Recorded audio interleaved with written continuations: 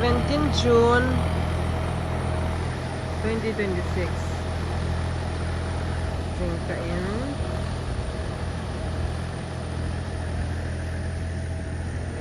May palang pangin. Ito ko, tempat to.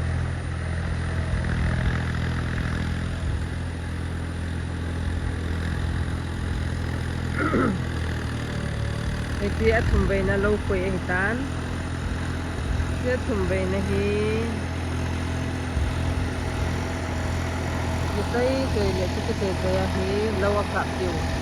Ilang ko di ko ito. Nagong at saka pantan. Ang palaw. Daw na hinsang. Talagyin ko.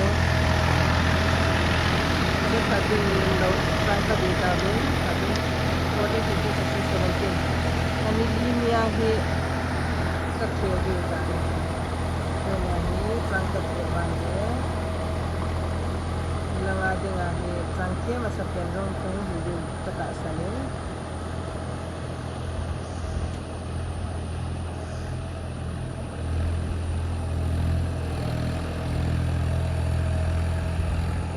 Ito nihilo mo kung sangkya doon ding.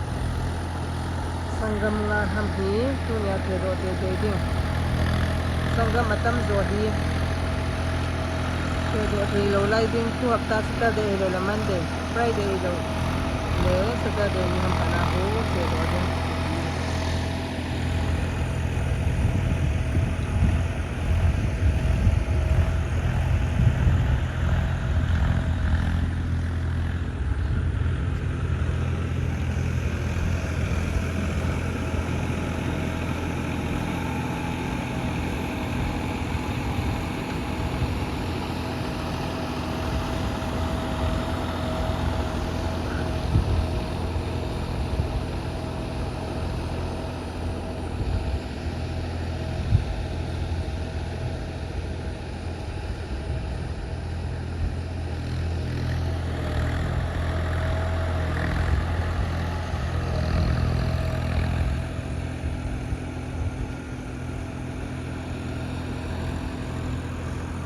lang po